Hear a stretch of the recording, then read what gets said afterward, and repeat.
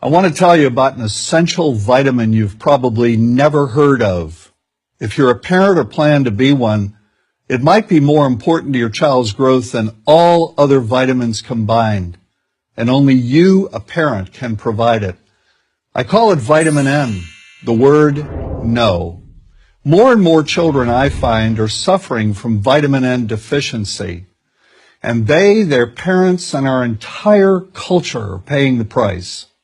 Let me illustrate my point with a story that's quite typical. A father, I'll call him Bill, gave his son, age 5, pretty much everything the little boy asked for. Like most parents, Bill wanted more than anything for his son to be happy, but he wasn't. Instead, he was petulant, moody, and often sullen. He was also having problems getting along with other children.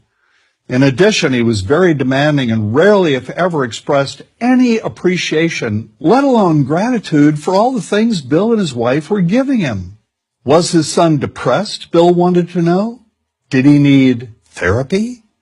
His son, I told him, was suffering the predictable ill effects of being overindulged. What he needed was a healthy and steady dose of vitamin N. Overindulgence, a deficiency of vitamin N, leads to its own form of addiction. When the receiving of things begins to generate nothing but want for more things. One terrible effect of this is that our children are becoming accustomed to a material standard that's out of kilter with what they can ever hope to achieve as adults. Consider also that many, if not most, children attain this level of affluence not by working, sacrificing, or doing their best, but by whining, demanding, and manipulating. So in the process of inflating their material expectations, we also teach children that something can be had for next to nothing. Not only is that a falsehood, it's also one of the most dangerous, destructive attitudes a person can acquire.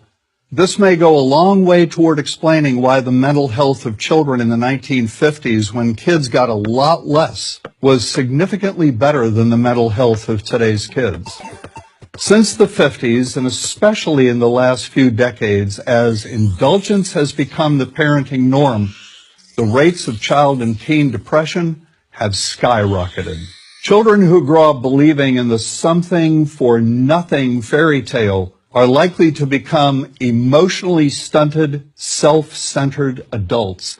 Then, when they themselves become parents, they're likely to overdose their children with material things. The piles of toys, plushies, and gadgets one finds scattered around most households.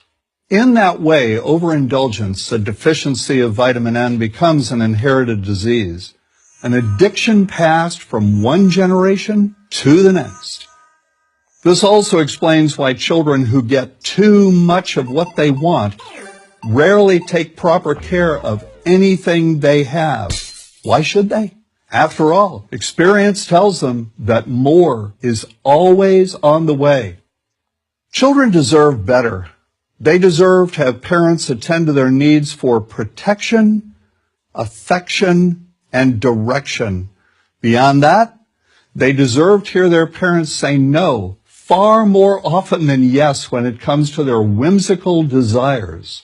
They deserve to learn the value of constructive creative effort as opposed to the value of effort expended whining, lying on the floor, kicking and screaming, or playing one parent against the other. They deserve to learn that work is the only truly fulfilling way of getting anything of value in life, and that the harder they work, the more ultimately fulfilling the outcome. In the process of trying to protect children from frustration, parents have turned reality upside down. A child raised in this topsy-turvy fashion may not have the skills needed to stand on his or her own 2 feet when the time comes to do so. Here's a simple rule. Turn your children's world right side up by giving them all of what they truly need, but no more than 25% of what they simply want. I call this the principle of benign deprivation. No. Vitamin N. Dispense it frequently. You'll be happier in the long run, and so will your child. I'm John Rosemond, author and family psychologist for Prager University.